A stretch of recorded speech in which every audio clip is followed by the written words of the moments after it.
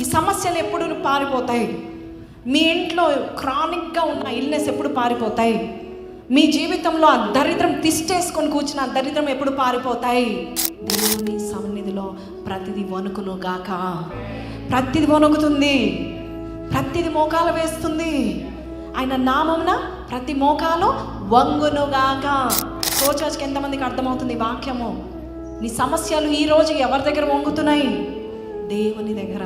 నీ ప్రక్కన ఎవరున్నారు అంటే నీ దగ్గర కూడా వంగుతున్నాయా లేదా? ఏ సమస్య వంగబోచుంది? రాసుకోండి సమస్యలన్నీ, అవన్నీ నీ దగ్గర వంగబోచున్నాయి. Because who is with you? Right down your problems. కొంచెం చెప్పండి. సమస్య నంబర్ 1, ప్రాబ్లం నంబర్ 1 జాబ్లెస్నెస్, వంగునుగాక. సెకండ్ ప్రాబ్లం హెల్త్, వంగునుగాక. థర్డ్ ప్రాబ్లం అప్పు, వంగునుగాక. ఫోర్త్ ప్రాబ్లం డిలే, డిసప్పాయింట్మెంట్, వంగునుగాక. కింద యేసయ్య సన్నిధిలో ప్రతిదీ భూమి వంగుతుంది.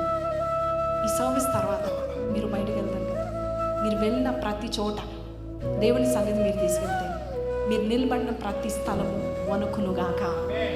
wherever you stand, that place is going to shake in the name of Jesus of Nazareth, because you are carrying the most powerful presence of God. ఏ మోసుకుంటూ వెళ్తున్నారో దేవుని సన్నిధి.